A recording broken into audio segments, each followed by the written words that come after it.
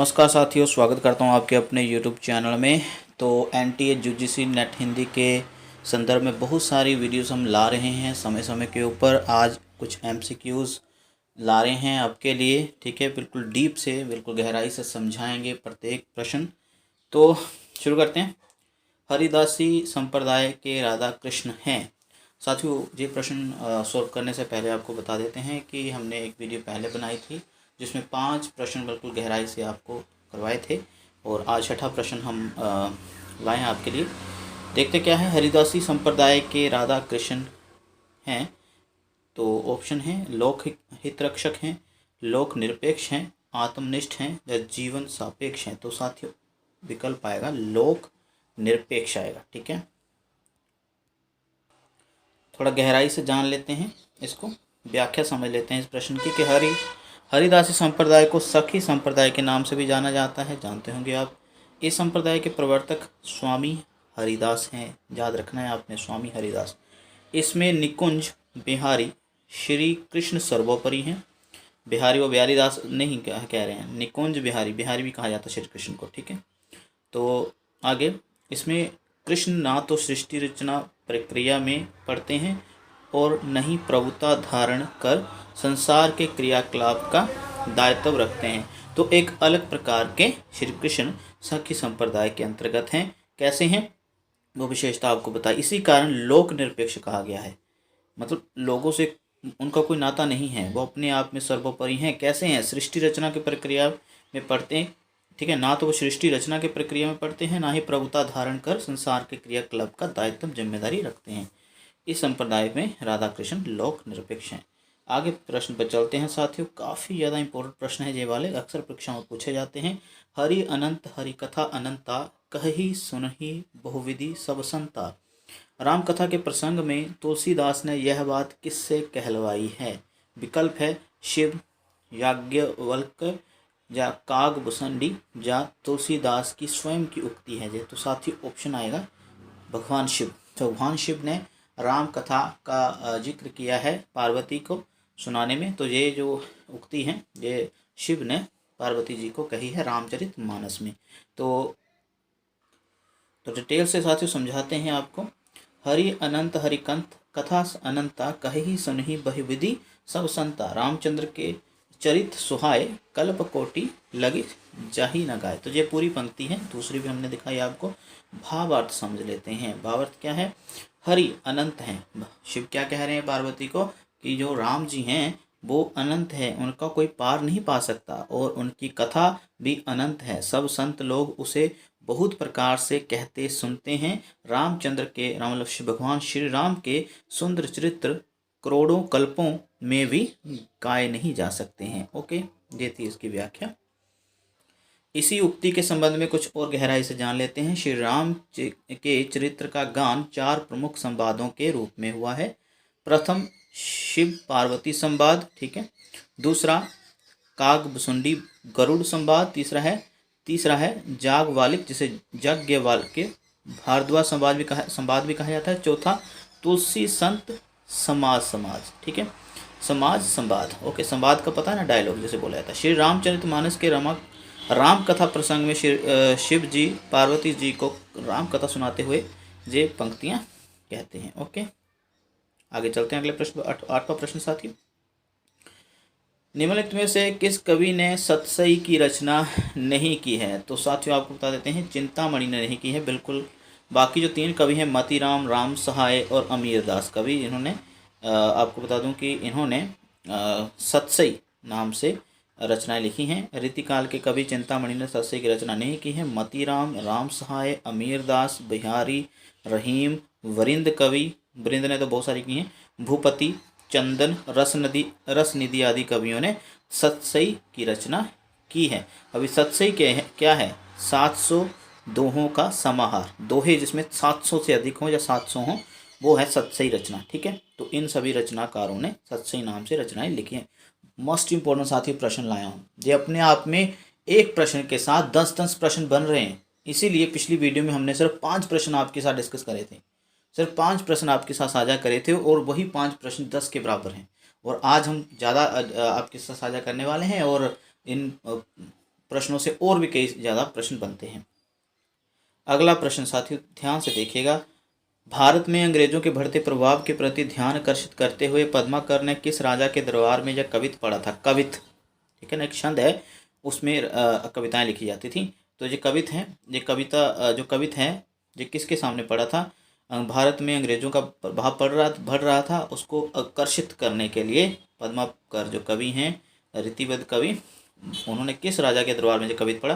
तो पहले ये कवित पढ़ लेते हैं। मीनागढ़ बम्बई सुमंद मंदराज बंग, बंदर को बंद करी बंदर बसावे गो, कहे पद्माकर कसकी काश्मीर हु को, पिंजर सो घेरी के कलिंजर छुड़ावे गो, बांका नृप कलीजा महाराज कबो, साजी दल पकड़ी फरंगिन दवा वेगो, दिल्ली दिल्ली धपटी पटना हु को झपट करी, कबहू क लता कलकत्ता को उड़ावेगो।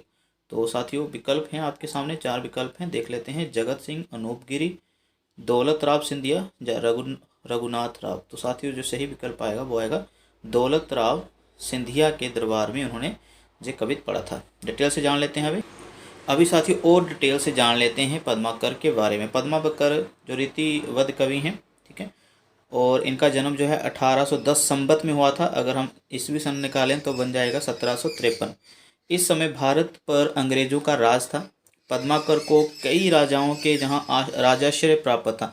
अभी देखो साथियों, पद्माकर ऐसे कवि हैं जो किसी एक विशेष राजा के अधीन नहीं रहे हैं, ठीक है, और जितने राजाओं के अधीन रहे हैं साथियों, आपने सभी के नाम याद कर लेने, सभी के, अभी आपको मैं बताऊंगा, ठीक है। एक राजा के अधीन राजाश्रय प्राप्त नहीं है, बल्कि कई राजाओं के अधीन इनको राजाश्रय मिला था। कई राज्यों का भ्रमण इन्होंने किया। सागर नरेश रघुनाथ राव, ठीक है, जो याद कर लेना है, सागर नरेश रघुनाथ राव महाराज जैतपुर के अधीन रहे। सुमरा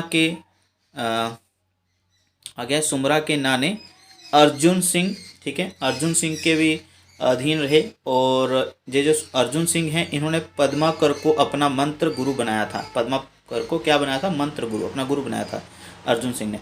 आगे दतिया नरेश महाराज पारीक्षित गोसाई अनूप गिरी, जिनको हिम्मत बहादुर भी कहा जाता है, और इनके ऊपर इन्होंने ग्रंथ भी लिखा है पद्माकर ने, ठीक है, इनके अधीन भी रहे। सितारा नरेश रघुनाथ राव, इनके अधीन भी रहे, ठीक है, जो राघोबा भी कहा जाता है इनको।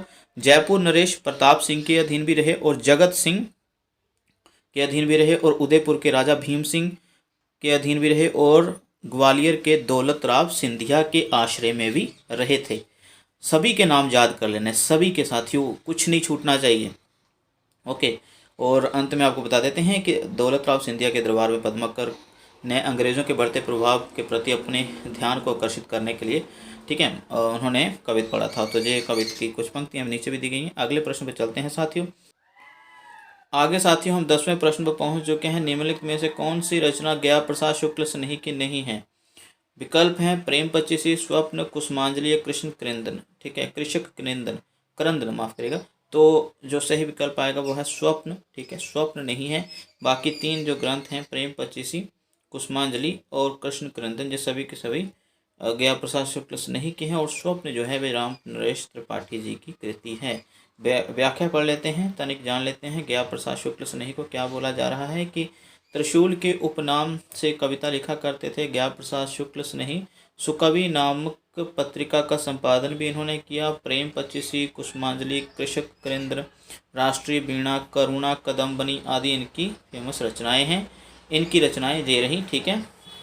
आगे स्वप्न, पथिक, मिलन, मानसी, कविता, कौमुदी आदि जो रचनाएं हैं वो राम नरेश त्रिपाठी की हैं, और एक द्विवेदीकालीन कवि थे। और गया प्रसाद शुक्ल स्नेही भी द्विवेदीकालीन कवि माने जाते हैं।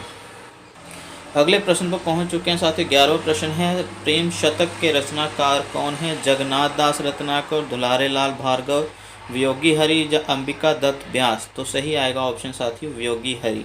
वियोगी हरि क्या है? प्रेम शतक के रचनाकार हैं। थोड़ी व्याख्या पढ़ लेते हैं। तो साथियों इनकी रचनाएं हम पढ़ लेते हैं। वियोगी हरि की रचनाएं ये रही प्रेम शतक, प्रेम पथिक, प्रेमांजलि, असहयोग वीणा, वीर सतसई, ठीक है। आगे जगन्नाथ दास रत्नाकर, इनके बारे में तो हम अलग से वीडियो बनाएंगे वैसे, लेकिन इनकी कुछ रचनाएं हिंडोला, हरीशचंद्र, गंगावतरण और उद्धव शतक, ये तो बहुत फेमस है इनका। आगे दुलारे लाल भार्गव जी, इन्होंने दुलारे दोहावली नाम से रचना लिखी। आगे अंबिका दत्त व्यास की है पावस पचासा और सुकवि सतसई। ठीक है, अगले प्रश्न पर पहुंचे हैं साथियों। हिंदी में ऋतु संहार के रचयिता कौन है? तो भारतेंदु हरीशचंद्र, गुरुबख्श सिंह, ठाकुर जगमोहन सिंह या श्रीधर पाठक। तो साथियों श्रीधर पाठक हैं ऋतु संहार के रचयिता। वास्तव में ऋतु संहार जो कि कालिदास की रचना है, इसका अनुवाद किया है श्रीधर पाठक ने। व्याख्या पढ़ लेते हैं साथियों। ठीक है, व्याख्या क्या है? श्रीधर पाठक ने ऋतु संहार का ब्रज भाषा में अनुवाद किया। ठाकुर जगमोहन सिंह ने मेघदूत का कवित सवैया में अनुवाद किया है, या छंदों में अनुवाद किया मेघदूत का। तो देख लीजिए, ठाकुर जगमोहन सिंह ने मेघदूत जो कृति कालिदास की, उसका अनुवाद किया है। ऋतु संहार का श्रीधर पाठक ने किया है। और भारतेंदु हरीशचंद्र ने नारद भक्ति सूत्र का तदीय सर्वस्व नाम से अनुवाद किया है। किस कृति का? नारद भक्ति सूत्र का तदीय सर्वस्व नाम से अनुवाद किया है। ओके, अगले प्रश्न पर पहुंचे हैं साथियों। मुरारी और नरगिस के प्रेम पर आधारित उपन्यास कौन सा है? मुरारी और नरगिस के प्रेम पर आधारित उपन्यास। आदर्श दंपति, चंद हसीनों की खतून, या पाप और पुण्य, या सत्याग्रह। तो सही ऑप्शन आएगा साथियों चंद हसीनों की खतून। चंद हसीनों की खतून उपन्यास के बारे में जान लेते हैं। मुरारी और नरगिस के प्रेम पर आधारित उपन्यास है चंद हसीनों की खतून। इनके अन्य पात्र हैं अली हुसैन आदि। ठीक है, और नरगिस को एन के नाम से भी जाना गया है इस उपन्यास में। इसके लेखक पांडे बेचन शर्मा उग्र हैं। साथियों जो वही पांडे बेचन शर्मा उग्र हैं जो वैश्याओं की जिंदगी के ऊपर अक्सर उपन्यास लिखते रहे। और आदर्श दंपति जे लजाराम मेहता की कृति है। पाप और पुण्य जे लेखक जो है प्रफुल्ल चंद ओझा हैं। और सत्याग्रह के जो लेखक हैं वो ऋषभ चरण जैन है। ऋषभ चरण जैन भी काफ़ी ज़्यादा वैश्याओं की ज़िंदगी के ऊपर लिखते आए हैं। ठीक है साथियों, तो ये डिटेल से आपको समझाया। अगला प्रश्न है साथियों, तपेदिक की मरीज मन्नो की कथा किस कहानी में चित्रित है? ऑप्शन है सुहागने, बादलों के घेरे, जिंदगी और गुलाब, मैं हार गई। ठीक है, तो सही विकल्प है साथियों बादलों के घेरे। बादलों के घेरे कहानी संग्रह में बादलों के घेरे कहानी है। ठीक है, और ये कहानी जो है, जो कहानी संग्रह जो है इस नाम से लिखा है, और उसमें कहानी है बादलों के घेरे, और ये कहानी जो है वो कृष्णा सोबती की है। तो डिटेल से जान लेते हैं। ओके, तपेदिक की मरीज है मन्नो। ठीक है, उसकी कथा बादलों के घेरे कहानी में चित्रित है। रवि भी उसका पात्र है। इस कहानी की लेखिका कृष्णा सोबती। ठीक है, और मनोरमा, काशी, कुंती इत्यादि कहानी जो सुहागने कहानी है उसमें जो पात्र हैं मनोरमा, काशी, कुंती। ठीक है, ओके, ये याद रखना है आपने, मनोरमा, काशी, कुंती। ओके, ये सुहागने कहानी के पात्र हैं और इसके लेखक मोहन राकेश हैं। ओके, अगली कहानी मैं हार गई, जिसकी लेखिका जो कहानीकार मनु भंडारी हैं। ओके, अगला प्रश्न है साथियों, अनुभूति एहसास, भावों का एहसास, इमोशंस का एहसास उसको कहा गया। अनुभूति के द्वंद्व क्या होता है? उलझन फंसे रहना। अनुभूति के द्वंद्व ही से प्राणी के जीवन का आरंभ होता है। क्या कहा जा रहा है पहले समझना। ऐसी उक्तियां साथियों पेपर में आती हैं, हम समझते नहीं हैं। ठीक है, मैं समझा रहा हूँ। अनुभूति के द्वंद्व ही से प्राणी के जीवन का आरंभ होता है। उच्च प्राणी मनुष्य भी केवल एक जोड़ी अनुभूति लेकर इस संसार में आता है। ओके जी, ये किसकी पंक्तियां हैं? ये रामचंद्र शुक्ल की पंक्तियां हैं। उक्त पंक्तियां किस निबंध से उद्धृत हैं? किस निबंध से हैं? रामचंद्र शुक्ल की हैं, तो ये चारों विकल्प भी जो हैं वो रामचंद्र शुक्ल के निबंधों के नाम हैं। ठीक है, श्रद्धा, भक्ति, करुणा, भाव, मनोविकार या उत्साह। तो इसमें तो साथी अनुभूति की बात हो रही है ना, अनुभूति की बात हो रही है, तो भाव या मनोविकार ही आएगा। भाव जो उनका निबंध है उसमें से लिया गया है। चिंतामणि पुस्तक में संकलित है ये निबंध। ओके, अभी हम थोड़ा सा और जान लेते हैं पंक्तियाँ। तो साथियों यही पंक्ति जो हमने पढ़ी उसका शॉर्ट दिया गया है। अनुभूति के द्वंद्व से ही संसार में आता है ना जो वाला। ये भाव या मनोविकार निबंध है और रामचंद्र शुक्ल ने इसको लिखा है। आगे कुछ और पंक्तियाँ जो आ सकती हैं पेपर में, इसको भी देख लीजिए। सामाजिक महत्व के लिए आवश्यक है कि या तो आकर्षित करो या आकर्षित हो। ये श्रद्धा भक्ति में से पंक्ति है और रामचंद्र शुक्ल के द्वारा लिखी गई है उस निबंध में। करुणा निबंध में से भी एक पंक्ति फेमस है, सुन लीजिए। संसार के प्रत्येक प्राणी के जीवन का उद्देश्य दुख की निवृत्ति और सुख की प्राप्ति है, करुणा से अवतरित है। आगे आगे जो पंक्ति है यह उत्साह निबंध से है रामचंद्र शुक्ल के। क्या है इसमें? दानवीरता तभी कही जाएगी जब दान के कारण दानी को अपने जीवन निर्वाह में किसी प्रकार का कष्ट या कठिनता दिखाई देगी। तो ऐसी पंक्तियां साथी रामचंद्र शुक्ल ने लिखे। सभी निबंध मैं पढ़ाने की कोशिश करूंगा, आपको बहुत ज़्यादा इंपॉर्टेंट है, बहुत पंक्तियां पूछी जाती हैं इसमें से। तो साथियों अगली वीडियो में हम और भी ज़्यादा प्रश्न लाएंगे। 10 प्रश्न आज करें हमने। वीडियो पूरी देखने के लिए धन्यवाद। जुड़े रहें चैनल के साथ, तैयारी करते रहें, पढ़ते रहें साथियों। ठीक है।